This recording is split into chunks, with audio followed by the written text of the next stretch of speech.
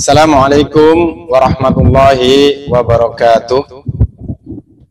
Alhamdulillah, teman-teman sekalian, pada kesempatan hari ini kita bisa bertemu lagi melanjutkan perbincangan kita seputar public speaking, Pada sekian kali pertemuan kita dalam membahas public speaking, kita sudah melalui setidaknya ada 9 tema yang sudah kita bicarakan. Yang pertama, kita sudah membicarakan tentang masalah mindset. Kita bicara tentang bagaimana penting dan mendesaknya kemampuan kita dalam berbicara di hadapan umum.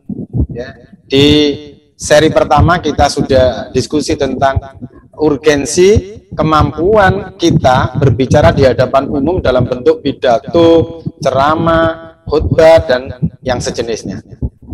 Bisa kita lihat dalam tayangan video tutorial tentang urgensi kemampuan berbicara di hadapan umum.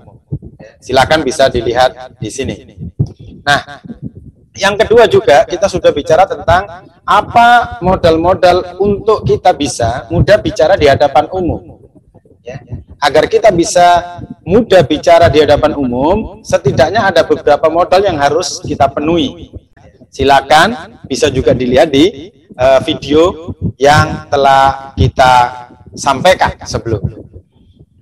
Yang ketiga, kita juga sudah berbicara tentang prinsip-prinsip komunikasi efektif.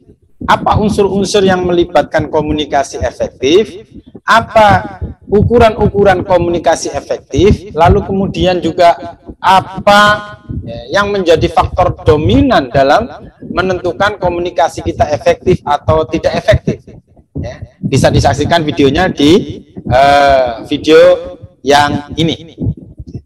Nah, teman-teman sekalian, setelah kita bicara tentang 3 tema itu, kita juga sudah bicara tentang hakikat pidato, ceramah, dan khutbah. Kenapa kita perlu mengetahui hakikat pidato, ceramah, dan khutbah? Agar kita bisa mengambil langkah-langkah sebagai teknik untuk memudahkan kita melakukannya dan sekaligus membuat pidato, ceramah, dan khutbah kita ini efektif. Seri keempat bisa kita lihat dalam video hakikat pidato, ceramah, dan khutbah. Setelah itu di seri kelima kita juga sudah bicara tentang karakternya pidato, ceramah, dan khutbah. Kita bisa mengelola pembicaraan di hadapan umum sehingga bisa efektif, itu diantaranya adalah dengan cara kita mengetahui bagaimana karakter pidato itu, bagaimana karakter ceramah itu, dan bagaimana karakter khutbah itu.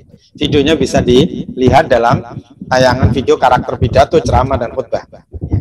Nah, yang keenam kita juga sudah bicara tentang apa atau bagaimana kita menyajikan pesan, menyajikan komposisi pesan yang akan kita sampaikan kepada pendengar. Karena di samping pembicara, kemudian sarana yang dimiliki, itu juga efektivitas dari sebuah komunikasi publik ketika kita pidato, ceramah, atau khutbah itu ditentukan juga oleh bagaimana komposisi pesan itu dibikin. Silakan bisa diikuti komposisi penyampaian pesan yang bagus bagaimana di video tayangan yang ini. Lalu kemudian kita sudah juga masuk pada pembicaraan bagaimana memulai bicara, teknik-teknik memulai bicara agar orang memiliki daya tarik, orang punya perhatian, sehingga apa yang kita sampaikan itu bisa efektif diterima oleh para pendengar. Bisa diikuti juga videonya di tayangan video teknik memulai bicara. Kemudian yang ke-8 kita masuk pada trik atau kiat bagaimana kita bisa menarik perhatian pendengar.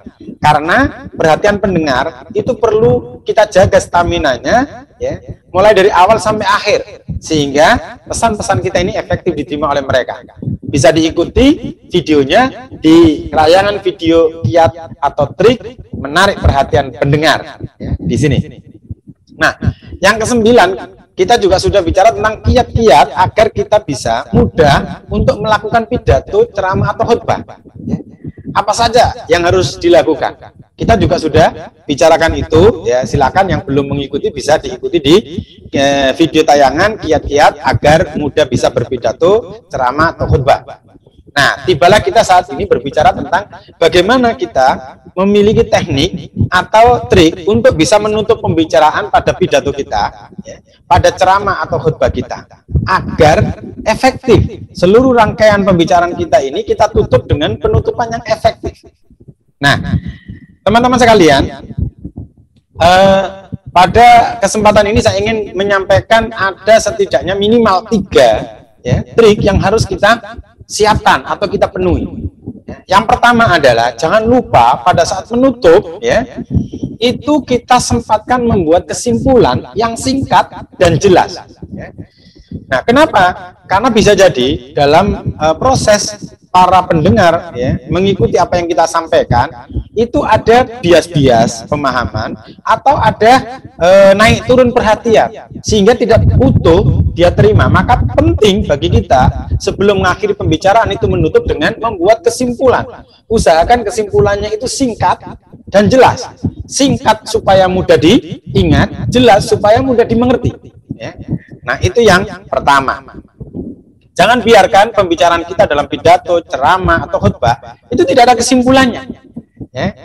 Kita bisa berasumsi orang bisa membuat kesimpulan, tetapi tidak semua orang memiliki kemampuan yang sama membuat kesimpulan, sehingga jangan sampai kesimpulan yang mereka ambil itu tidak sama dengan pesan yang ingin kita sampaikan.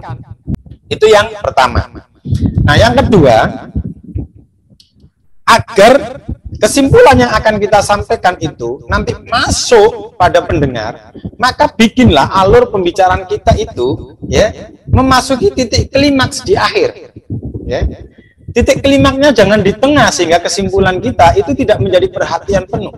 Titik klimaksnya itu kita bawa di akhir, menjelang kita menyampaikan kesimpulan. Sehingga dengan titik klimaks itu perhatian pendengar itu maksimal, maka kemudian di saat itulah kita sampaikan pesan atau kesimpulan dari apa yang kita sampaikan, lalu akhiri dengan penutupan. Ya, umumnya kita menutup dengan salam. Nah, yang ketiga, penting juga, ya, terutama di ceramah atau di khutbah, bahkan di pidato. Ya, sebelum kita tutup dengan salam, itu kita ajak audien kita ini berdoa. Kita ajak berdoa terkait dengan tema yang kita bawakan. Sehingga apa? Sehingga tidak hanya pikiran saja yang mereka gunakan untuk mengikuti apa yang kita sampaikan, tapi hatinya juga hadir, ya, mengikuti apa yang kita sampaikan.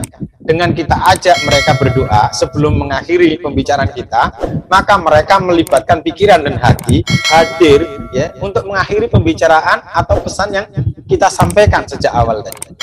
Nah, maka dengan begitu, insya Allah apa yang kita sampaikan dalam pidato, ceramah, khutbah itu akan maksimal hasilnya. Ya. Jadi sekali lagi kesimpulannya, pada saat menutup pembicaraan jangan lupa 3 hal. Ya. Yang pertama, buatlah kesimpulan yang singkat tapi jelas. Yang kedua, angkatlah, ya, alur pembicaraan kita itu pada titik klimaks menjelang akhir. Ya.